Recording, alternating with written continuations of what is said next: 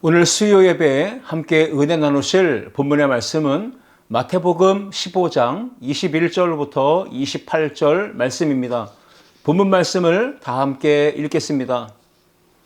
예수께서 거기서 나가사 두로와 시돈 지방으로 들어가시니 가나안 여자 하나가 그 지경에서 나와서 소리질러 이르되 주 다윗의 자손이여 나를 불쌍히 여기소서 내 딸이 흉악하게 귀신 들렸나이다 하되 예수는 한 말씀도 대답하지 아니하시니 제자들이 와서 청하여 말하되 그 여자가 우리 뒤에서 소리를 지르오니 그를 보내소서.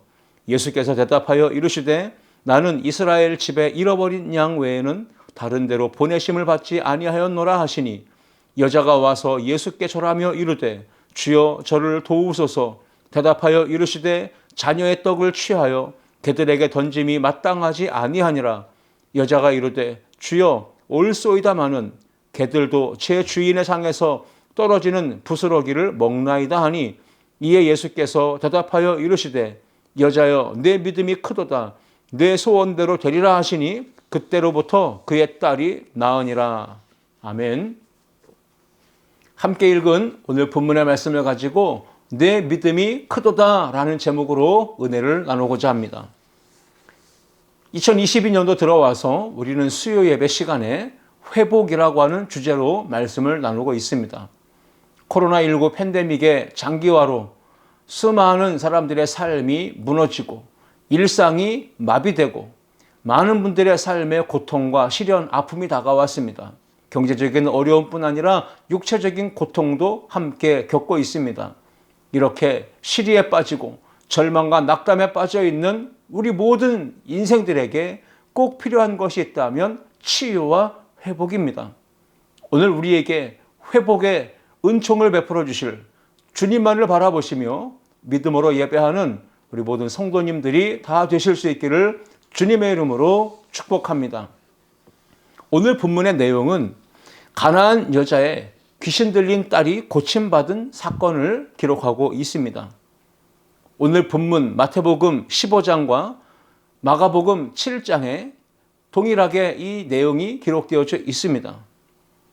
예수님께서 이 기적의 사건을 베풀어 주신 장소는 두로와 시돈 지역입니다.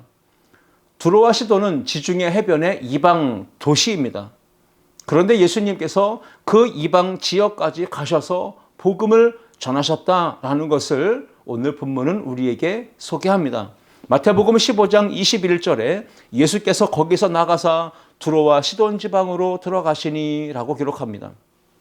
마가복음 7장 24절에서도 예수께서 일어나사 거기를 떠나 두로 지방으로 가서 한 집에 들어가 아무도 모르게 하시려 하나 숨길 수 없더라 라고 기록합니다.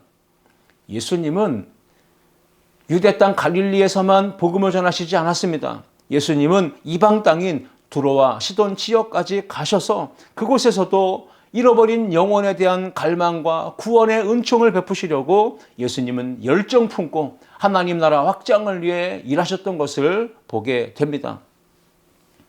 오늘 이 병자가 놓인 그런 상황과 그 상태는 어떠했을까요? 마태복음 7장 25절은 그 병자의 상태를 이렇게 소개합니다.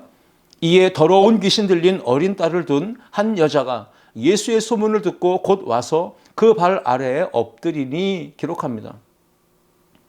마가복음 7장에 기록된 더러운 귀신 들린 어린 딸이라는 표현을 통해 그 오늘 가나안 여인의 그 딸의 상태를 보게 되고요. 마태복음 오늘 본문 15장 22절에서도 기록하기를 가나안 여자 하나가 그 지경에서 나와서 소리질러 이르되 주 다윗의 자손이여 나를 불쌍히 여기소서 내 딸이 흉악하게 귀신 들렸나이다 하되 했습니다. 더러운 귀신 그리고 흉악한 귀신 이런 표현이 소개되고 있습니다. 흉악하다는 말은 헬라어 카코스라고 하는 것인데 병들다, 악하다, 무가치하다, 해롭다 이런 의미를 다 내포하고 있는 단어입니다. 그러니까 가나안 여인의 딸이 매우 더럽고 흉악하고 그리고 그 악한 귀신이 들려서 몸이 병들고 그리고 몸을 가누지 못하는 그런 안타까운 상황을 맞이한 것입니다. 그리고는 동시에 무가치한 삶을 살면서 타인에게까지도 해를 끼치는 그러한 상황에 안타까움을 지금 경험하고 있습니다. 자, 이렇게 병자의 상태를 우리가 함께 보셨는데요. 이제 이 병자는 스스로의 힘으로는 예수님께로 가기가 어렵고 은혜를 입을 길이 없습니다. 그래서 그 귀신 들린 딸을 바라보는 어머니의 입장에서 가나안 여인은 그 예수님께로 매달리는, 그렇게 간절히 구하는 그런 태도로 나아가게 되는데, 오늘 그 가나안 여인, 이 병자의 어머니의 태도를 살펴보면 좋겠습니다. 첫 번째는요, 불쌍히 여겨달라고 간절히 부르짖으며 소리를 질렀습니다. 그러나 예수님은 침묵하시고 무반응을 보이셨죠. 마태복음 15장 23절 말씀에 예수는 한마디도 대답하지 아니하시니 제자들이 와서 청하여 말하되 그 여자가 우리 뒤에서 소리를 지르오니 그를 보내소서. 지금 이 가나안 여인은 예수님 가시는 그 길을 뒤에서 따라오면서 소리를 지른 것입니다. 그렇게 소리를 지르는 그 여인 때문에 제자들이 와가지고 예수님, 저 뒤에 따라오는 저 여인이 너무 시끄럽게 소리를 지르니, 이렇게 이야기하죠. 그러나 예수님은 한 말씀도 대답하지 않으셨다라고 소개합니다. 이제 예수님께서 제자들의 이러한 요청에 대해서 말씀하시죠. 마태복음 15장 24절 보시면 이방 여자에게는 은혜를 베풀 수 없다라고 아주 모욕적인 말씀을 하십니다. 예수께서 대답하여 이르시되 나는 이스라엘 집에 잃어버린 양 외에는 다른 데로 보내심을 받지 아니하였노라 하시니. 참 예수님의 반응이 무반응이고 그리고 모욕적인 말씀을 주셨습니다. 그러나 이 가나안 여인은 그런 말을 듣고 예수님께 모욕을 당하고 수치를 당할 지언정 자기 딸, 그 흉악한 귀신 들리고 더러운 귀신 들린 딸을 고치려고 하는 간절한 마음을 품고 예수님께 나와 엎드려 도와달라고 매달리며 요청합니다. 마태복음 15장 25절에 여자가 와서 예수께 절하며 이르되 주여 저를 도우소서라고 외칩니다. 마가복음 7장 25절에서도 이에 더러운 귀신 들린 어린 딸을 둔 한 여자가 예수의 소문을 듣고 곧 와서 그 발 아래 엎드리니 라고 했죠. 이렇게 간절히 매달리고 도와달라고 그렇게 외치는데 예수님은 이번에는 이런 답변으로 오히려 그 여인의 마음에 자존심에 상처를 주고 아픔을 주는 더욱 심한 말을 하시는 걸 봅니다. 마가복음 7장 27절 말씀입니다. 예수께서 이르시되 자녀로 먼저 배불리 먹게 할지니 자녀의 떡을 취하여 개들에게 던짐이 마땅하지 아니하니라 했습니다. 여기에 표현된 이 개들이라고 하는 표현은 당시 사람들의 생각에는 마치 상대방을 향하여 모욕하고 그리고 저주스러운 말을 쏟아부을 때 하는 말들이 있죠. 저 쓰레기 같은 사람이라고. 그래서 이 개들이라고 하는 표현이 그 당시 사람들에게는 쓰레기 같은 인간이라고 하는 뜻도 포함되어 있다고 여겼습니다. 마태복음 15장 26절에 보시면 대답하여 이르시되 자녀의 떡을 취하여 개들에게 던짐이 마땅하지 아니하니라. 이 여인은 지금 모욕적인 말과 더불어 굉장히 자기 자존심에 상처를 주는 그런 아픔을 주는 말을 예수님으로부터 듣게 됩니다. 우리가 만약 누군가로부터 나에게 하는 말을 듣게 됐을 때 너는 쓰레기 같다, 너는 참 개 같은 인생이야 라고 이렇게 말을 듣게 된다면, 그 모욕적인 말, 수치스러운 말을 나에게 들려준다면 우리는 어떻게 반응하겠습니까? 백이면 백다 화를 참지 못하고 그 욱하는 심정에 팔을 걷어붙이고 그렇게 말한 사람에게 멱살을 붙잡고 싸움을 하려고 들지 않겠습니까? 너 나한테 어떻게 그렇게 심한 모욕적인 말을 할 수 있느냐? 너 오늘 딱 걸렸다. 너 오늘 나한테 착살난다. 뭐 이렇게 마주 대하면서 싸우려고 덤비지 않겠습니까? 오늘 그러나 이 여인은 예수님의 모욕적인 말과 자존심에 상처를 주는 말을 들었을 때에도 이 여인은 더욱더 낮은 자세를 취하면서 주님 앞에 은혜를 구합니다. 개들도 주인의 상에서 떨어지는 부스러기를 먹는다고 하면서 끝까지 예수님께로부터 도움을, 은혜를 요청합니다. 그렇게 딸의 병을 고치려고 하는 그 간절한 열망 때문에 예수님이 무슨 말을 말씀하시든 자기 자존심 그리고 자기에게 모욕적인 말씀하셨을지라도 끝까지 매달리며 부스러기 같은 은혜라도 나에게 주십시오라고 도움을 요청합니다. 마태복음 15장 27절 말씀에서도 여자가 이르되 주여 올소이다라는 개들도 제 주인의 상에서 떨어지는 부스러기를 먹나이다 하니, 우리가 은혜를 받는 길은 하나님 앞에서 겸손한 자세를 취하는 겁니다. 한 번, 두 번, 세 번 반복해서 우리가 예수님 앞에서 은혜를 받기 위해서는 계속적인 겸손이 필요한 것입니다. 끝까지 우리 자신을 낮추고 주님의 은혜만을 간절히 구하는 그러한 겸손한 심령이 우리 안에 있을 때 하나님으로부터 치유와 회복의 은혜를 경험하게 될 줄 믿습니다. 자, 이렇게 예수님 앞에 겸손한 마음으로 엎드려 도움을 요청하고 은혜를 구하는 이 여인에게 예수님은 은혜를 베푸시고 회복의 역사를 이루십니다. 그런데 예수님이 베푸신 은혜를 우리가 생각해 볼 필요가 있습니다. 첫 번째 은혜는 시험을 주시는 은혜입니다. 시험을 통해서 은혜를 베푸신다 했죠. 시험이라는 게 무엇입니까? 사단이 주는 시험도 있지만 예수님이 주는 시험도 있습니다. 그 예수님이 주시는 시험은 우리를 더 높은 수준으로, 더 높은 곳으로 올려주시기 위한 그런 하나의 과정, 테스트에 불과한 것입니다. 그래서 학생들이 열심히 공부하고 수능 시험을 치르듯, 그리고 공무원 시험이나 임용고시를 통해서 또 취업을 바라보면서 시험을 과정을 거치는 그 이유는 무엇입니까? 시험이라는 것이 마주하는 사람들에게는 매우 힘든 과정이지만 그 시험의 단계를 통과해야 높은 수준으로 올라갈 수 있고 더 높은 삶을 영위할 수 있기 때문에 그런 것 아니겠습니까? 하나님께서 우리 모두에게 시험을 주시는 이유가 무엇입니까? 우리를 괴롭히시려고, 우리를 망하게 하시려고 시험을 주시는 이유가 절대 아닙니다. 하나님의 뜻이 무엇인지 잘 분별해야 합니다. 고난은 우리를 더 높은 수준으로, 시험은 우리를 더 높은 곳으로 올려주시기 위한 하나님의 원대하신 축복의 계획이다. 이 믿음을 갖기를 주님의 이름으로 축복합니다. 그러므로 우리는 고난과 시련을 당할 때 온전히 기쁘게 여길 수 있어야 합니다. 야고보서 1장 2절과 4절까지 말씀해 보면, 내 형제들아 너희가 여러 가지 시험을 당하거든 온전히 기쁘게 여기라. 이는 너희 믿음의 시련이 인내를 만들어내는 줄 너희가 알미라 했습니다. 그리고 이어서 인내를 온전히 이루라. 이는 너희로 첫 번째 온전하고, 두 번째 구비하며, 세 번째 조금도 부족함이 없게 하려 함이라 말씀하셨습니다. 오늘 시험을 당했습니까? 고난을 만났습니까? 인내하십시오. 그 인내함을 통해 우리가 온전해지고 하나님의 백성으로 온전하게 구비되어지며 하나님의 백성으로 조금도 부족함이 없는 삶으로 우리가 살아갈 수 있다는 것을 기억하시고, 시험 당할 때 기쁨으로 마주하고 하나님의 도우심으로 넉넉히 이기는 우리 모든 성도님들 되시기를 주님의 이름으로 축원합니다.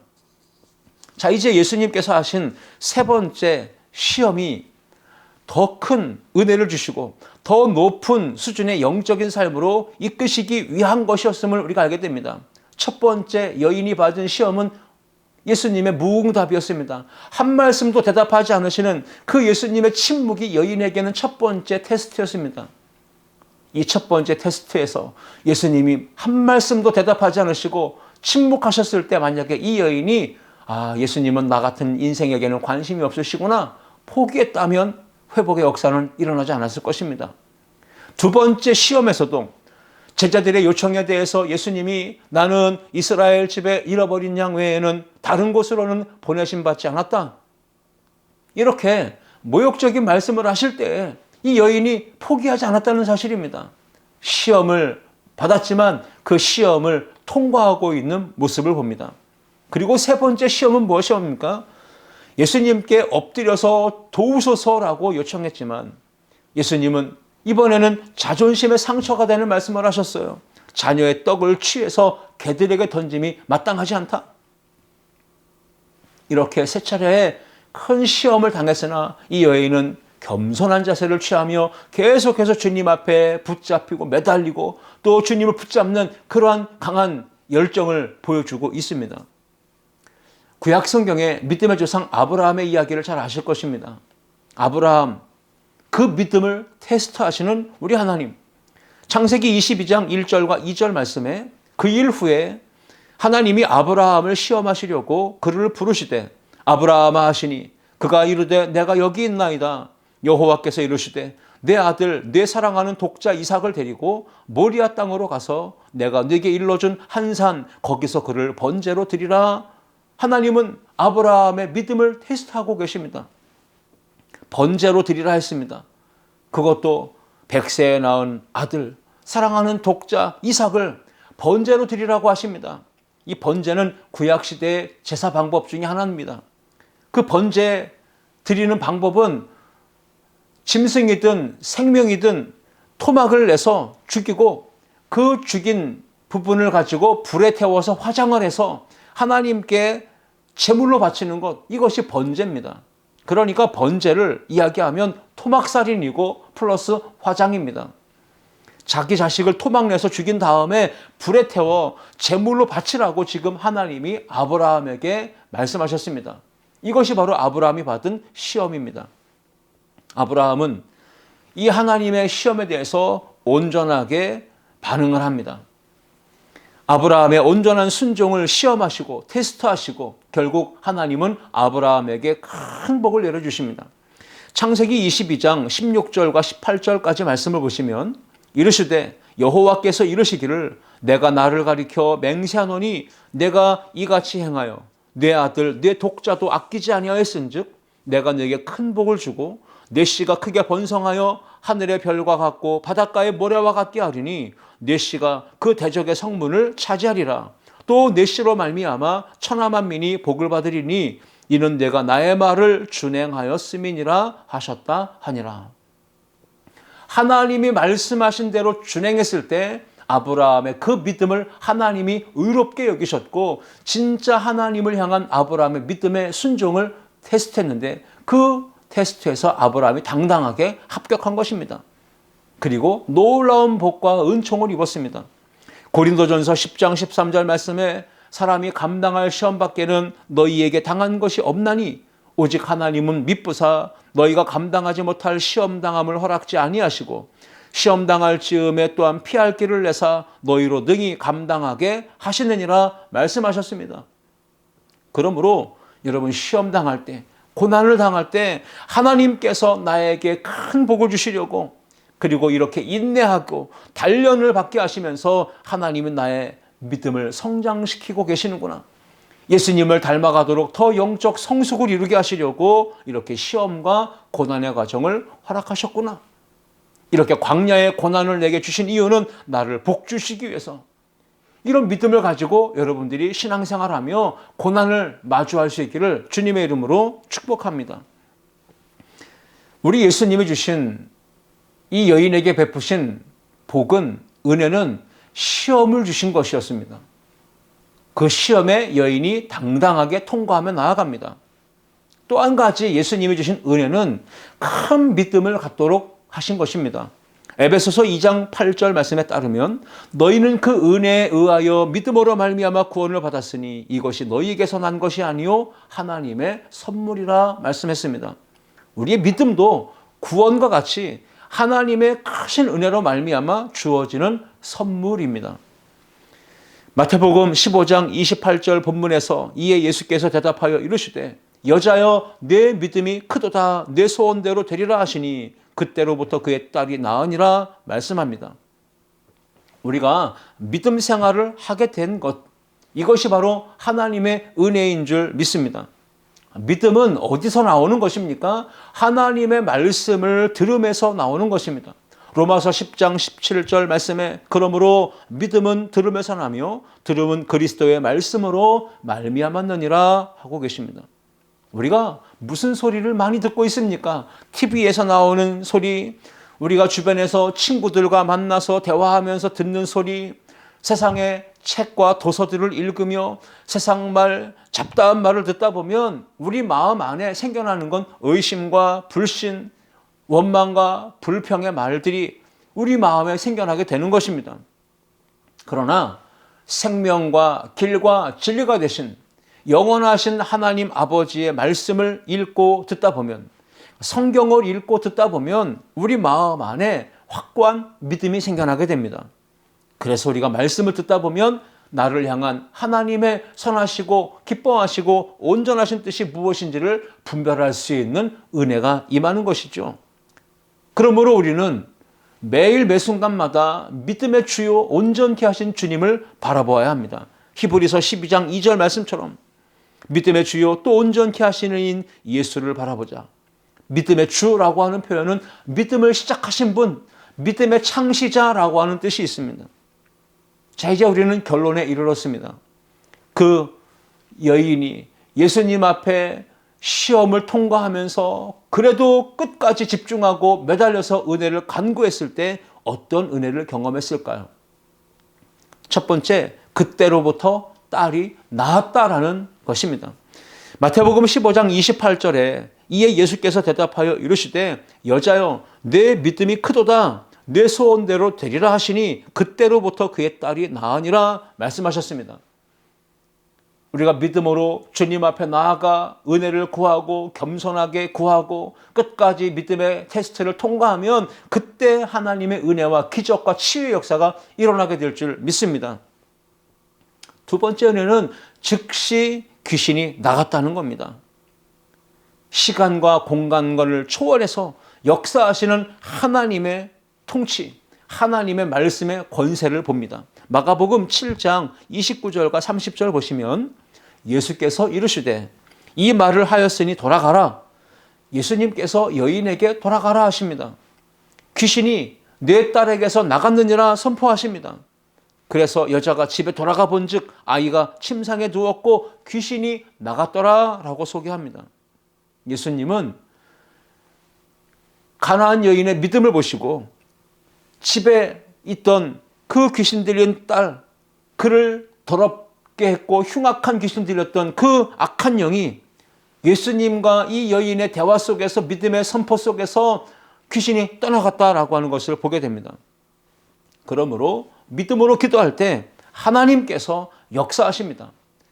우리가 인생의 문제가 가정에 있고 직장에 있고 학업의 현장에 있고 대인관계 속에 있지만 우리가 예배의 현장에 나왔을 때 예배의 현장에 함께 하지 아니한 우리 가족, 우리 자녀, 우리 부모, 우리 형제, 우리 일터, 우리 일상의 문제들이 예배의 현장에서 주님 앞에 부르짖고 주님 앞에 집중하고 매달리고 간청하고 요청할 때 하나님의 역사는 원격 조정으로 이루어집니다. 하나님이 명령하시면 그 명령은 시간과 공간을 초월해서 하나님이 멀리 떨어져 있는 가족에게도 멀리 떨어져 있는 우리의 인생의 문제에도 하나님의 역사가 일어나고 그 문제는 해결되고 그리고 질병은 고침받고 오늘 말씀처럼 귀신은 쫓겨나가는 놀라운 역사가 일어나게 될 줄 믿습니다. 오늘 본문의 말씀에 가나안 여인은 수로보닉의 족속 헬라인으로 소개하고 있습니다. 그런데 그 여인이 멀리 있었지만 예수님의 소문을 듣고 지체하지 않고 곧 즉시 찾아온 것입니다. 이것이 바로 인생의 문제를 해결하기 위한 간절한 열망을 보여주는 태도입니다. 마가복음 7장 26절에 보시면 그 여자는 헬라인이요 수로보닉의 족속이라 자기 딸에게서 귀신 쫓아내 주시기를 간구하거늘 했습니다.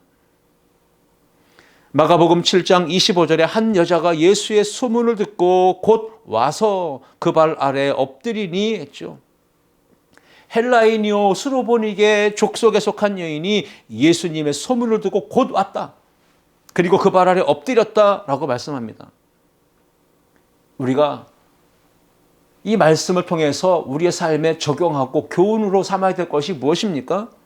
우리가 예수님의 자녀로서 하나님의 자녀로서 또 예수님의 제자로서 세상에 살아가는 동안 예수님의 향기를 나타내고 주님의 편지가 되어서 살아가야 합니다. 세상에 나가서 예수님을 전하고 예수님의 복음을 나타낼 때 우리를 통하여 그 예수님에 대한 소문이 전달될 것입니다. 그때 하나님의 놀라운 역사가 이방인들에게까지, 예수님을 알지 못하는 불신자들에게까지 전해지고 그 영혼들이 나도 예수님 만나야 되겠다, 나도 예수님께 가서 인생의 문제 치료받아야 되겠다, 이러한 소망을 품고 달려나오는 것입니다. 데살로니가전서 1장 8절에 보시면 주의 말씀이 너희에게로부터 마게도냐와 아가야에만 들릴 뿐 아니라 하나님을 향하는 너희의 믿음의 소문이 각처에 퍼졌으므로 우리는 아무 말도 할 것이 없노라. 그러므로 모든 교회와 모든 성도들의 삶은 현장에서 빛을 발해야 합니다. 그 우리의 신앙은, 우리의 믿음은 삶의 자리에서 더욱더 가치를 드러내야 합니다. 예수님의 소문을 널리 퍼뜨리고 그 소문을 듣고 많은 사람들이 주님 앞으로 찾아올 수 있도록 우리가 축복의 통로가 되는 삶을 살아가야 합니다. 큰 믿음의 은혜를 품게 하시는 이 하나님의 놀라운 역사, 소원의 성취를 위하여서 목숨을 걸고 매달리는 강렬하고도 결사적인 이 여인의 모습이 우리에게도 있어야 한다는 것을 기억하길 바랍니다. 오늘 본문 15장 28절에서 예수님께서 대답하여 이르시되 여자여 내 믿음이 크도다, 내 소원대로 되리라 하시니 했습니다. 소원이 이루어지는 삶은 믿음으로 주님 앞에 나아가는 것입니다. 간절히 매달리고 간절히 도움을 요청하는 것입니다. 끝까지 겸손하게 집중하여 하나님 앞에 은혜를 구할 때 하나님의 크신 은혜와 사랑이 임하고 인생의 문제가 치유되고 회복되는 역사가 임하게 될 줄 믿습니다. 소원이 이루어지기 위해 결사적으로 끝까지 강렬하게 매달리는 그러한 간절한 기도의 태도로 부르짖으면 하나님의 크신 은혜와 사랑으로 우리의 인생의 문제 해결되고 우리의 삶에 다가온 치유와 회복의 문제들이 그대로 우리의 삶의 은총으로 경험되는 놀라운 역사가 임하게 될 줄 믿습니다. 오늘도 내 믿음이 크도다 선포하시며 내 소원대로 되리라 말씀하시는 주님의 뜻대로, 말씀대로 여러분의 삶에 치유되고 회복되는 역사가 경험될 수 있기를 주님의 이름으로 축원합니다. 기도하시겠습니다. 참 좋으신 하나님 아버지 감사합니다. 오늘 가나안 여인이 딸의 흉악한 귀신 들림으로, 더러운 귀신 들림으로 고통당하는 것을 바라보며 그 치유의 은총을 구하여 주님 앞에 나아왔듯이 오늘 우리 모든 성도들도 인생의 고난과 시련과 아픔과 문제를 만났을 때 능력의 주님, 치료의 주님, 회복의 주님, 구원의 주님, 소망의 주님 앞에 나아가 엎드려 구하고 간절히 끝까지 포기하지 않고 집중하여 매달려서 하나님의 은혜로 인생의 문제 해결되고 치유와 회복의 역사를 경험하는 우리 성도들 모두가 되게 하여 주옵소서. 감사를 드리며 예수님의 이름으로 기도하옵나이다. 아멘.